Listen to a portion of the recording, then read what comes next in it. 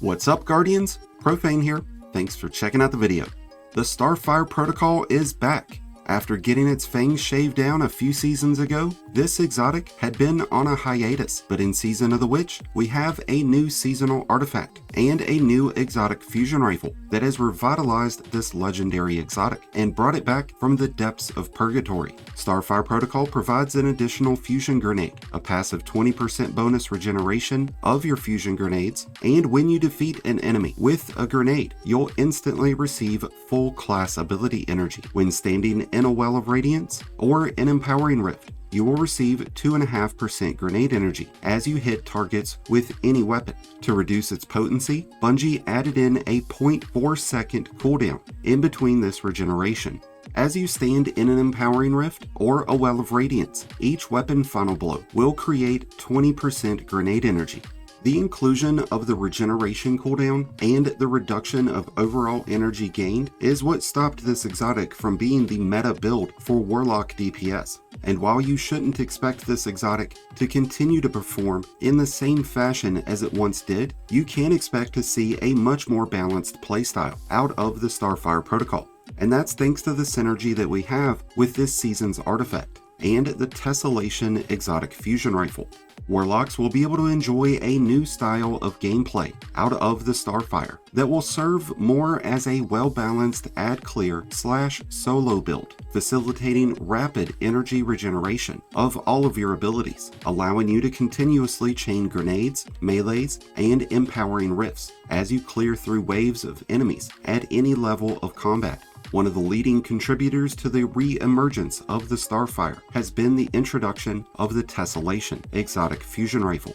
This new final shape exotic consumes your grenade energy and converts it into an overcharged explosive blast that deals massive levels of damage to multiple enemies caught within its radius. Not only does this provide you with an extremely powerful weapon, but enemies defeated with the Tessellation restore an additional 20% grenade energy instantly, on top of the 20% that you're already getting with Starfire while standing within a rift. Catch 3 or 4 enemies in one of these explosions, and you've got a full recharge of grenade ability, even when not standing in a rift. The true synergy lies in the fact that Starfire Protocol provides us with 2 charges of our fusion grenades, giving us the ability to consume one with the Tessellation and still throw the other, getting massive returns back from both. When you can, it's a great idea to pre-charge the Tessellation. Have a grenade consumed and ready to fire before you enter into combat. That way, when you do go into your engagements, you can have 2 full grenade charges and an overcharged Tessellation shot.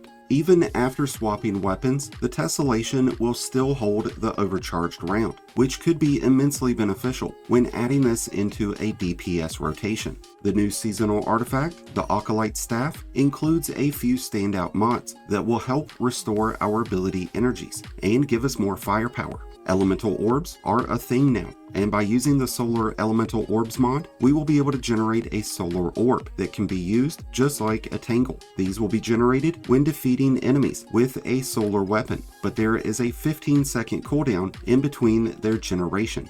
You or an ally can throw these, and they will explode on impact, dealing a decent amount of damage, but also applying Scorch to your enemies. This will in turn trigger many of our solar aspects, like Ember of Ashes, which applies more Scorch to enemies, and Ember of Char, which causes ignitions to spread Scorch. Ember of Searing will grant additional melee energy when scorching enemies. This also creates fire sprites, which we can use along with Ember of Mercy to gain restoration. Or we could apply Ember of Resolve so that our grenade final blows will grant cure. Either one of these 2 fragments will be great towards regenerating your health on the fly. Whichever you decide on, fire sprites will play an important part towards regenerating grenade energy, since they provide 12.5% grenade energy on each pickup. The final fragment that we're using is Ember of Torches, which is going to cause you and nearby allies to become radiant whenever you strike enemies with a powered melee attack. This will grant a 25% damage bonus to all weapons, and it will grant those weapons the ability to pierce barrier shields. Alright, I digress. Back to the seasonal artifact. Since we'll be using elemental orbs, we've also selected refreshing pickups. This will be a very important mod to use, along with Starfire Protocol, as it grants 33% ability energy to the least charged ability whenever you pick up a Tangle or Elemental Orb. This is almost always going to be provided to Grenade Energy, since it has 2 charges, and we will get this bonus every time we pick up one of our orbs or an ally's orb. We're also using Communal Pickups, which reduces the cooldown of generating these Elemental Orbs whenever an ally destroys one of your Elemental Orbs. This reduces the cooldown by 5 seconds, and it will grant you a ×3 weapon surge that will last for 11 seconds, giving us even more power to those Tessellation shots. When facing champions, using the Elemental Fury mod will be ideal, as you will be able to deal bonus ability and Elemental Orb damage against stunned champions. Since we'll be able to sling grenades and blast off overcharged Tessellation rounds in tandem, using the Monochromatic Maestro will be a great way to provide each of these with an additional 10% damage. And the last artifact mod that we're using is one that will keep ammo loaded in the Tessellation by using elemental munitions. When you defeat enemies with elemental orbs, they have a 33% chance at dropping heavy and or special ammo off of each enemy defeated.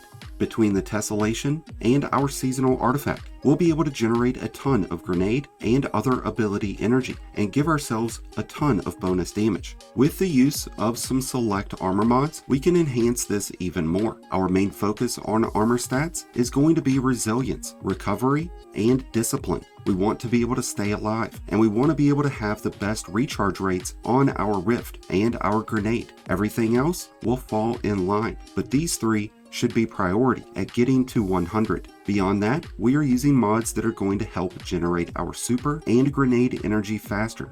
Orb generation is always a great place to start when you're wanting to spam a well of radiance as much as possible, so using helmet siphon mods and firepower mods will help provide that. Ashes to assets will also give us bonus super energy whenever defeating enemies with grenades. Doubling down with 2 impact induction mods will grant us 25% grenade energy whenever we strike an enemy with a charged melee attack. Innervation will grant us another 10% grenade energy whenever we collect an orb, and with 2 bomber mods, we'll get 12.5% grenade energy whenever we cast our Rift near enemies. With how we have this build set up, you will have the perfect combination of attacks to continuously chain together. Pre-charge the Tessellation, cast your Rift, pop those enemies with your Thanos Snap, toss a nade, fire the Tessellation, toss another grenade, pick up an elemental orb, and chuck it. Rinse and repeat until all that stand are piles of sundering ash. When looking at what weapons to pair up with Starfire and the Tessellation, weapons with Demolitionist will be great towards providing additional grenade energy. Golden Tricorn is another great weapon trait that gets 50% bonus damage after defeating enemies with a grenade or charged melee. Kinetic weapons with Osmosis always hold a special place in my heart, since they will get converted into solar weapons capable of receiving all the same benefits as your standard solar energy weapons. Since creating tangles with strand weapons is another artifact mod this season, you could also pair that up with strand weapons so that you can create tangles on top of your solar orbs, doubling down on your ability to regenerate your energies. As I said before, don't expect the Starfire to be what it once was, but even though it can't be the broken DPS build that it used to be, doesn't mean that it can't still be an exceptionally fun and powerful build for Warlocks to use this season. And with that being said, we've reached an end of today's Starfire build. I'd love to hear your thoughts about the Starfire protocol, the new seasonal artifact, and everything else going on this season. So let me know down in the comments below.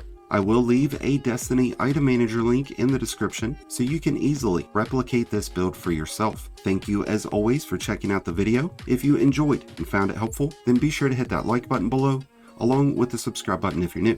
Both are greatly appreciated, and both really do help support the channel. And until next time, Guardians, this has been Profane, wishing you all some happy hunting.